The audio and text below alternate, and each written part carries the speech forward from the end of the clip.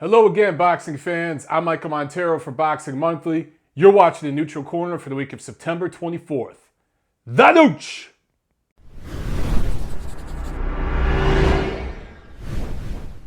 Real quick before I get started, I want to give a shout out to Chris Williamson for hooking me up with some old boxing mags he was able to get a hold of. I got some stuff here from 96, 97, 98. He came across a stash of all kinds of old boxing mags and asked all of us, the crew at Boxing Monthly, if there was any particular fighter we wanted to get some old magazines about. And I asked him if I can get some old Arturo Gatti stuff. So got plenty of Arturo Gatti stuff back in some of these old mags. Some of it written by our current editor at Boxing Monthly, Graham Houston. So very, very cool, you know. Thank you so much, man. I really, really appreciate it. I was in high school when these were out. This is so cool, man. I love the old time. It's funny calling something in the 90s old time, but like the old time print, right? If you look at the old magazines, it was that real, like almost newspaper kind of print. And now, of course, you compare that to our magazines now, you know, like at Boxing Monthly, we have this nice magazine style paper. So just cool to have my hands on some old stuff, man. Thank you so much for sending that. Guys, let's get into some news and notes. Top Rank had some signings recently. They just signed Michael Conlan from Ireland, the bronze medalist back in the 2012 Olympics, and the guy who was just outright robbed in these 2016 Rio Olympics. 24 years old, 5'8". Like I said, he fights at bantamweight right now. Will probably settle in at bantamweight as a pro. He's fought lighter than that in the previous Olympics and everything, but that's probably where he's going to settle and go up from there. Great signing by Bob Arum and Top Rank to get him right out of the Olympics. Very, very smart business. Obviously, I talk about it all the time. Over there in the UK, boxing is doing big, big things over there right now. You get an Irish fighter with a built-in fan base. He's a story. In fact, Top Rank sent out a picture of Mike Conlan and Bob Arum both kind of giving the middle finger, which is what Conlan did when he got robbed. He flicked off the judges in the Rio Games. And a while back, they signed Robson Conceição. I don't know. I know I'm butchering that name. My Portuguese sucks. But he's a Brazilian lightweight, gold medalist in the Rio Games there in Brazil. Top Rank signed him as well. He's 27 years old, 5'9", good sized lightweight.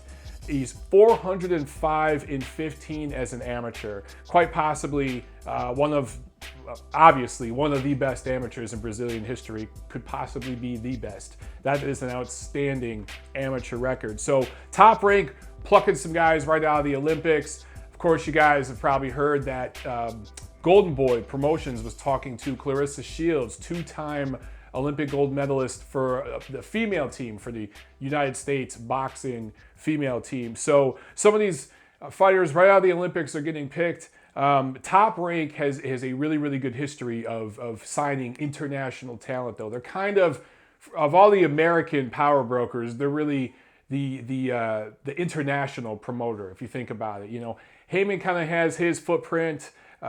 Golden Boy kind of has their footprint with certain demographics, certain parts of the United States. Top Rank likes to go global. So those two Olympic signings are pretty big. But most of the news and notes in the past week is centered around Canelo and Golovkin. And of course, I'll talk more later about Canelo's win over Liam Smith last week. But for those of you who don't know what's going on, the latest and greatest, Canelo hurt his right hand in that fight. He fractured the thumb on his right hand, I believe. Maybe it was the left hand, correct me if I'm wrong, but he fractured his thumb. It's bad enough to where he's in a cast. And actually, I'm thinking about it, I think it is the left hand. I think it was actually on the hook, the knockout punch.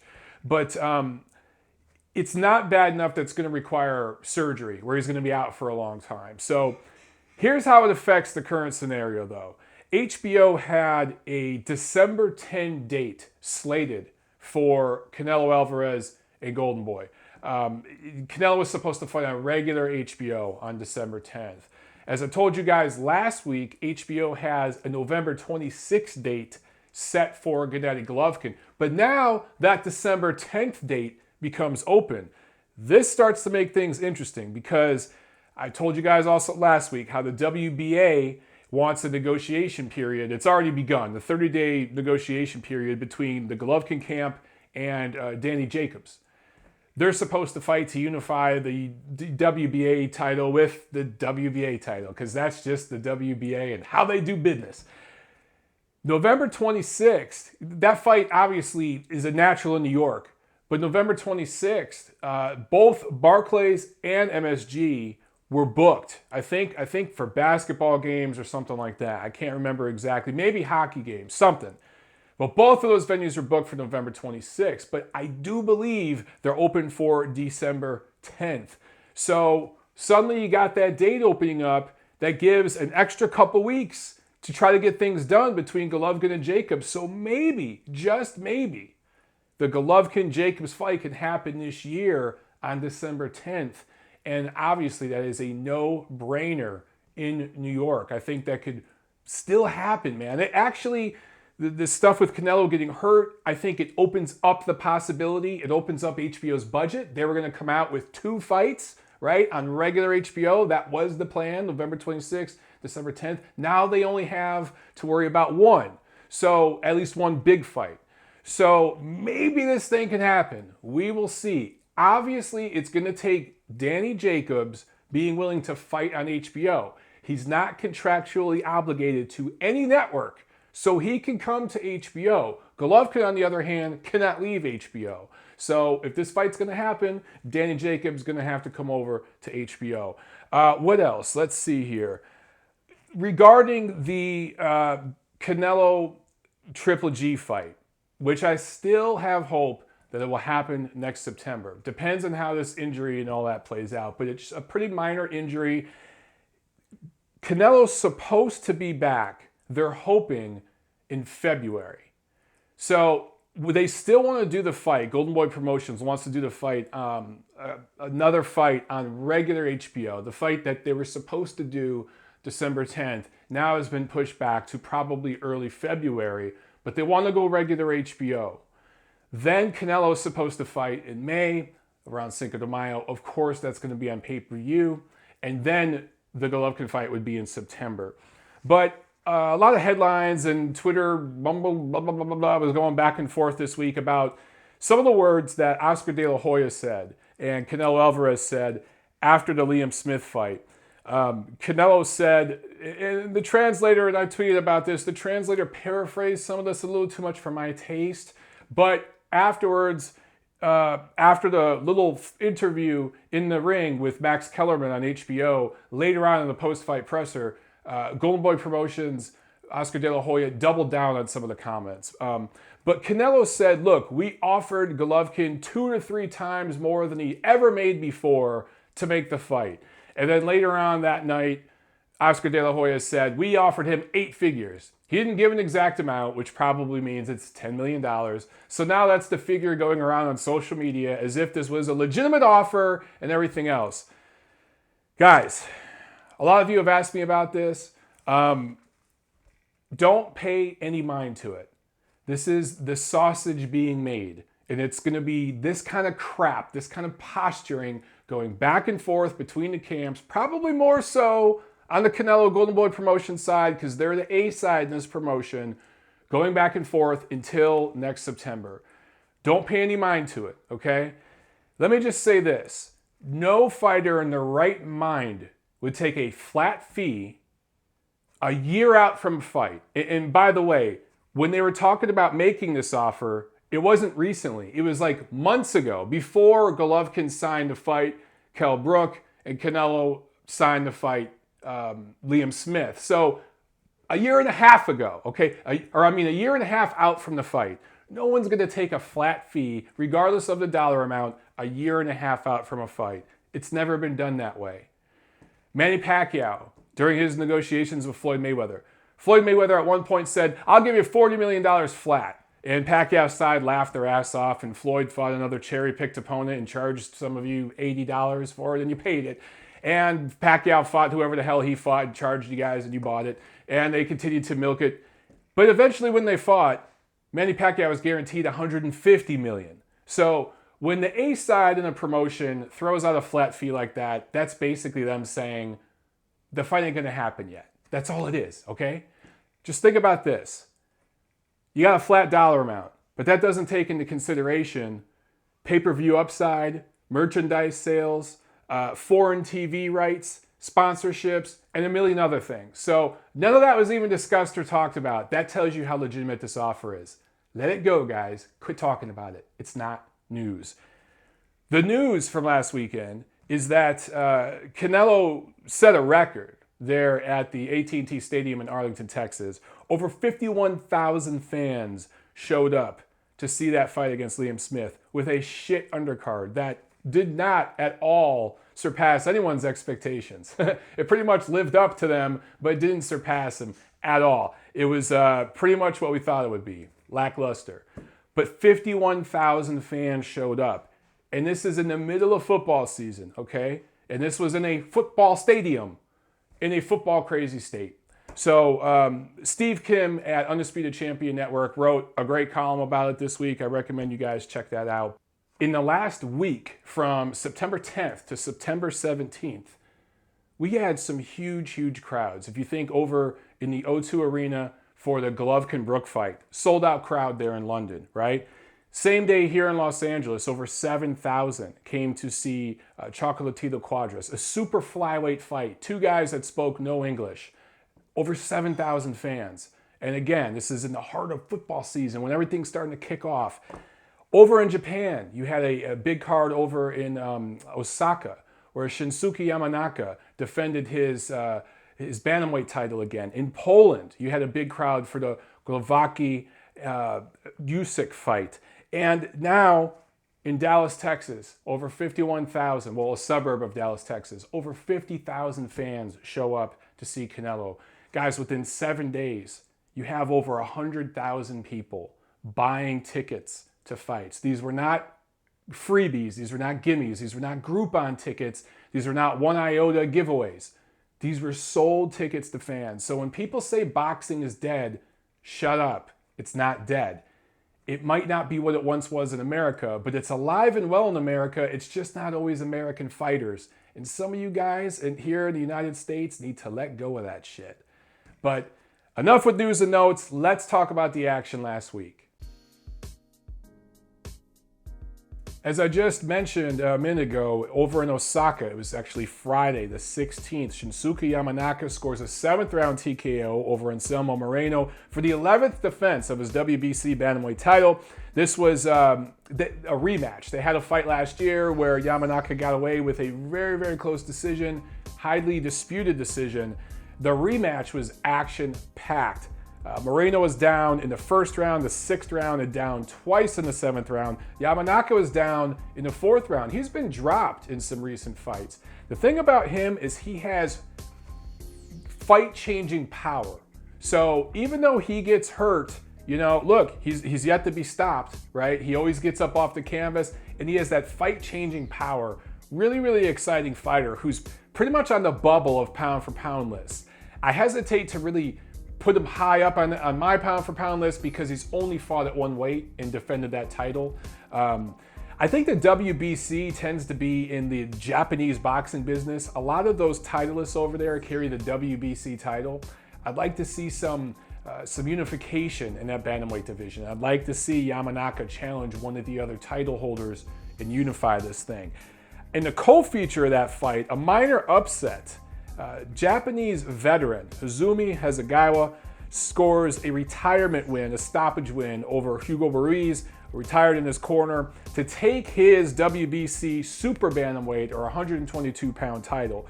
For Hasegawa, he's now held the WBC title at one point at 118 pounds, at 122, and at 126. He was a very good bantamweight, lost after several defenses of his title there, and I think he had 10 defenses at bantamweight, and then jumped all the way up to featherweight and won a vacant title, and I think the very next fight he lost, and then he moved back to 122. So he kind of went up a little too much and settled at 122. For the record, I thought Ruiz was going to win this fight, as a lot of people did, but Hasegawa just showed that I guess, that old veteran craft, that experience, and had a great performance, looked rejuvenated.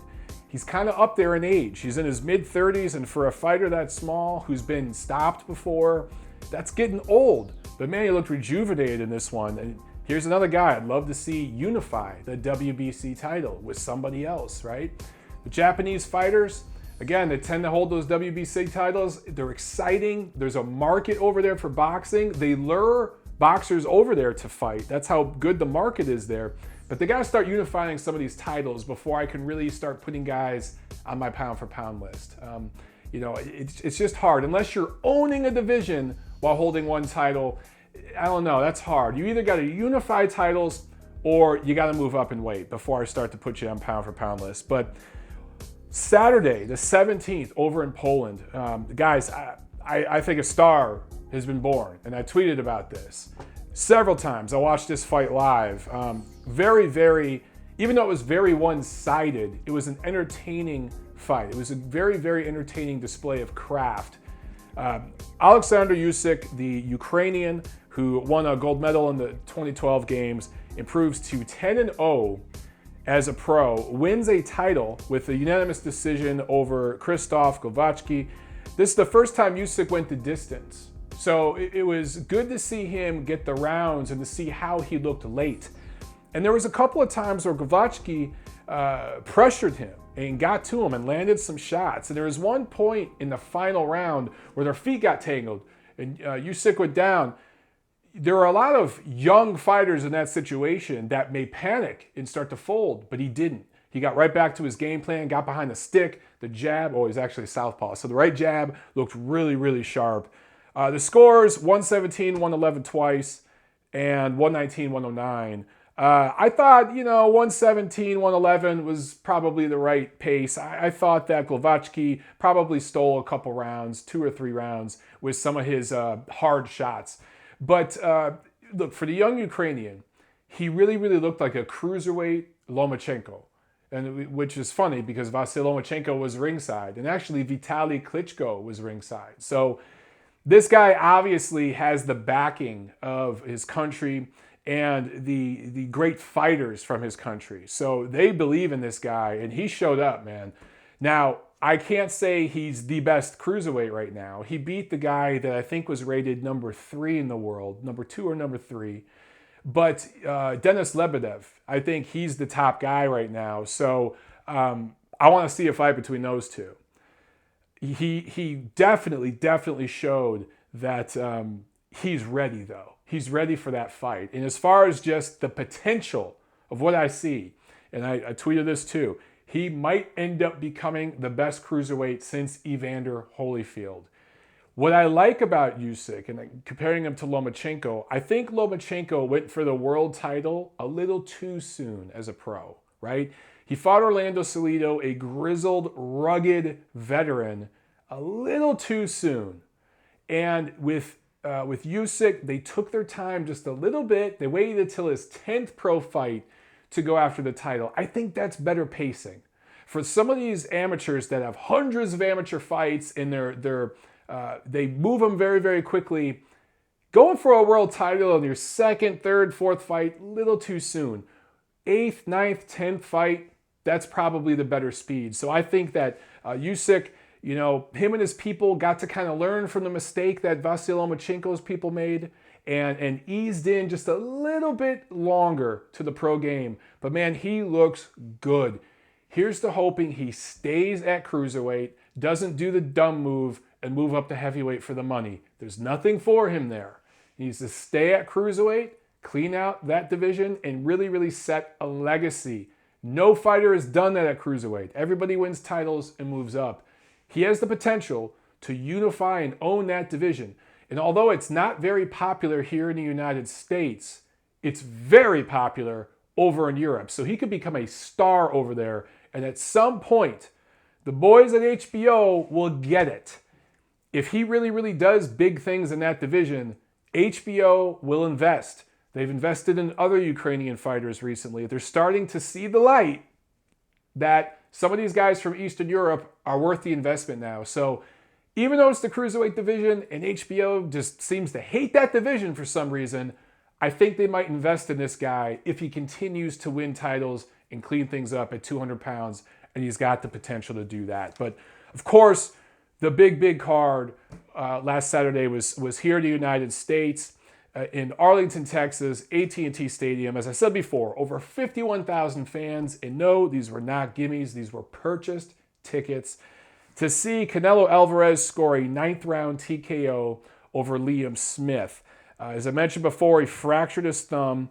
He dropped Smith in the 7th, 8th, and 9th round, and the body shot that ended it in the 9th round was textbook. It was beautiful, and I gotta give myself one of these because I told you guys what was gonna happen. And look, sometimes I get it really wrong, but when I get it right, I pretty much get it right? Come on.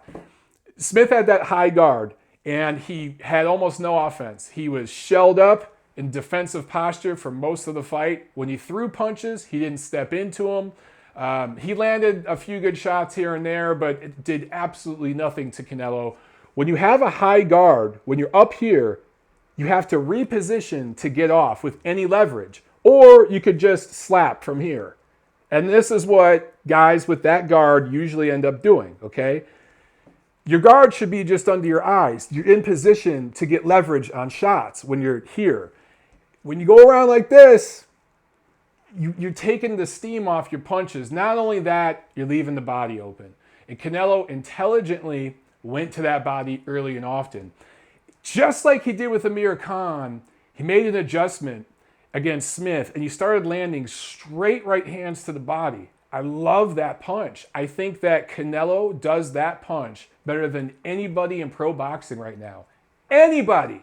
Seriously, anybody. That straight right hand to the body, particularly when a fighter is trying to slide out on him, he catches you with it. And he had Smith looking for it, so it was the left hook to the body that ended the night. When you got a guy thinking about that right hand, whether it's coming up top or down low, when he's leaning over and anticipating that shot, bam, you got that left hand. Beautiful, beautiful knockout. I thought it was a great, just thorough beatdown from Canelo. He just broke this guy down, right? And look, Liam Smith isn't a world beater. I said before, guys, last week in my preview for this fight, that this was his first fight outside the UK. He was taking a quantum leap in opposition. It was an extraordinarily weak title claim. It was a paper-thin title, thinner than my notes here, right? But he's still a quality, tough fighter, and he came over to win. He was trying to win. He was a tough guy. He took a lot of punishment before getting out of there. So I give Smith credit. I give Canelo credit for the win because he did what he was supposed to do against an opponent like that. But we can't go crazy here. This isn't like a pound-for-pound level victory, all right? Liam Smith, if you put Liam Smith against Kell Brook next year at 154 pounds, I like Kell Brook by knockout. At least a dominant decision. But in the co-feature, Willie Monroe Jr. scores a unanimous decision win over Gabe Rosado in a god-awful fight that just kind of wrapped up the undercard beautifully. Look, I told you guys what was going to happen again with this one. Not a hard fight to call. The scores matter. I'll read them here. 116-112, 117-111, 118-110. Monroe clearly controlled the distance. He would lure Rosado in and just pity-pat with a few shots. It was enough to cut him up, although a lot of the cuts, I think, were caused by headbutts and mauling. There was a lot of grappling and holding. I think the shoulder got Rosado a few times on the way in, the forearms, the elbow, just all of it, right? But look, Gabe Rosado, there's been some crap going around the internet about Gabe Rosado saying that there must be something up with Gennady Golovkin's gloves because he got so cut up in their fight that Golovkin must be putting cement in his gloves. And some of the clickbait assholes that I just can't stand have made videos about this stuff and, gotten hundreds of thousands of views because people love clickbait bullshit. And then you see Rosado get sliced and diced and swelled up by Willie Monroe Jr., who couldn't punch through this. Could not punch through this. So that tells you all you need to know about Gabe Rosado's claims that there's something up with Gennady Golovkin's gloves. What's up with his gloves is what's in the gloves, the fist. That's all that's up. Also on the undercard, Joseph Diaz scores a nice TKO 9 over Andrew Cancio. Look, great performance by Jojo Diaz. He's still the goods, but, this isn't the fight we want to see him in, right? Diego De La Hoya scores a 10-round decision over Luis Orlando Deval. Workman-like type decision. The same thing for Saddam Ali with a unanimous decision in a 10-rounder against Saul Corral. Ali gets back in the win column. This was his comeback after the knockout loss to Vargas. Top to bottom, that undercard sucked. It just plain sucked. And it's going to be interesting to see what the pay-per-view numbers are for the Canelo Smith card. It's one thing to sell tickets at the event, okay? Diehard boxing fans in a market. You could target a market, whether it's LA, Dallas, New York, wherever, to get fans to go. You could promote an event in a market and get fans to go. But pay-per-view sales are an indication of your general popularity across the country, particularly with those casual fans that occasionally buy in or tune in to a boxing broadcast. I know a lot of people that streamed that fight. A lot of people. Okay, I'm talking dozens that tweeted about it and emailed me and stuff that said that they streamed it and didn't buy it. So it's going to be interesting to see the pay-per-view numbers, but enough with that. Let's get into the preview of this week's action. This Saturday, the 24th, we have more action in the UK. It seems like every week, every other week, there's a fight card over in the UK or here in Los Angeles. I swear, those are like the two meccas of boxing right now. And actually this weekend we have cards in both markets. But let's start over in the UK inside the Manchester Arena. Anthony Crolla going up against Jorge Linares, defending his WBA lightweight title. This is just a great fight on paper. The styles of these two fighters, where they're at in their careers, the trajectory of their careers right now, I think that this just has great action fight written all over it. Jorge Linares actually had the WBC lightweight title last year. He won a vacant title.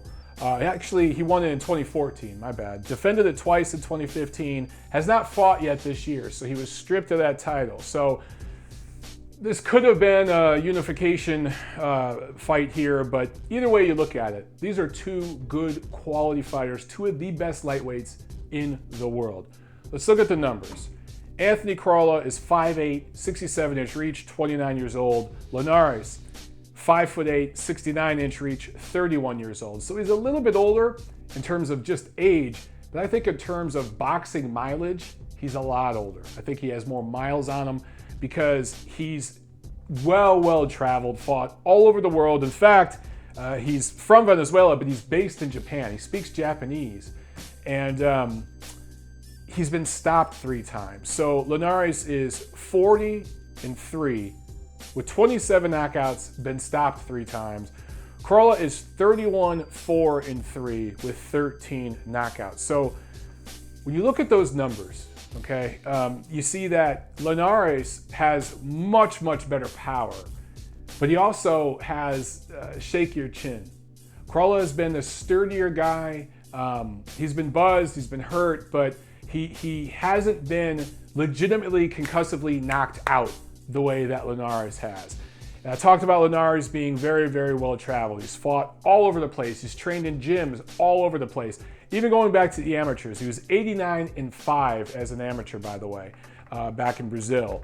He's been all over the place. He's had some ring wars. So Crolla is probably the fresher fighter, probably the sturdier fighter. But Linares is the much more powerful, dynamic, athletic fighter. So for me, an X factor here is how is Crolla's chin going to hold up to the power that Linares is going to bring? Because Crolla just doesn't punch that hard. So I don't know if he's going to test Linares' shaky chin. It takes a puncher to really rattle him. So that's an X factor. Another one, look, I mentioned that Linares hasn't fought yet this year. Now, Crolla's only fought once this year. He won his title in 2015, and he's only defended it once, and that was earlier this year. But at least he fought once this year. Is Linares going to come into the ring with some rust? Or did he kind of need that break? Was it a good break for him, right? I think he had some nagging injuries. He had some issues where that he was, I can't remember exactly off the top of my head. I can't remember if it was managerial or injuries. Help me out on that one, guys. But having not fought this year, at this age with his wars, could that be something that's going to help him? Or is it going to hinder him? Because he's a guy who's very, very fast. And I think depends on those reflexes sometimes. Here's another X factor. And this is something that I alluded to with the Canelo-Smith fight last week. Smith was making a quantum leap in opposition. So is Anthony Crolla here. He's not well-traveled. He doesn't have that diverse background where he's fought all over the place. He hasn't fought the level of opposition that Linares has. So another thing, Crolla cuts a lot. He's been cut in recent fights. Could a cut stop this fight? So there's enough X factors and questions here that really, really make this an intriguing matchup.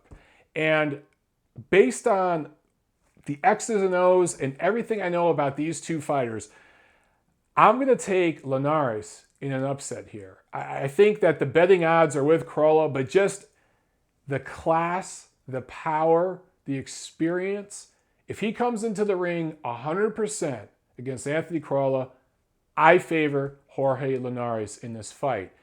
If Jorge got old overnight, if he does have some ring rust, if he does have some nagging injuries he's bringing into the ring with him, Crolla wins a decision. So it could go either way, but just based off what I do know, I favor Linares.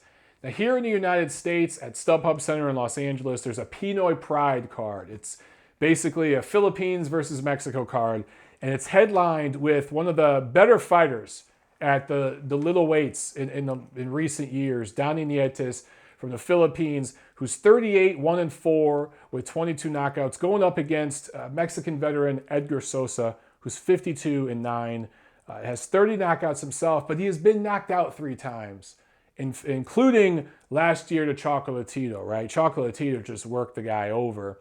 Here's some X factors. Nietes is moving up in weight. He won titles at 105 and 108. He's moving up to flyweight now. He's 34 years old. Sosa, he won a title at 108 pounds, but he's been at flyweight since 2010. So he's the naturally bigger guy who's settled in at that weight. And I don't know. The only thing is Sosa shot at this point. He looked like a borderline shot fighter against Chocolatito.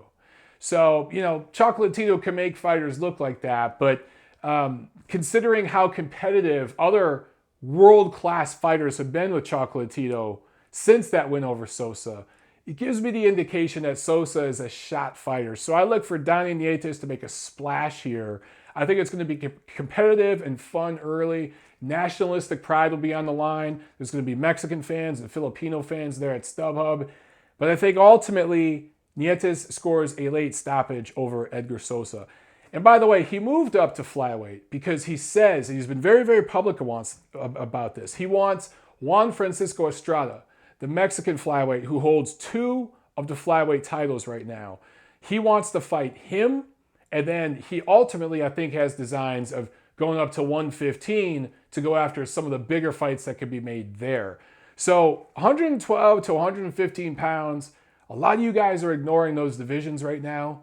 There's a lot of fun coming in those divisions. Well, it's been fun for the last year or so, but it's going to get even better. If you haven't been paying attention, you need to. But that's it for this week, guys. Let me know what you think. Comment below, like, share, subscribe. I'll see you at the fights.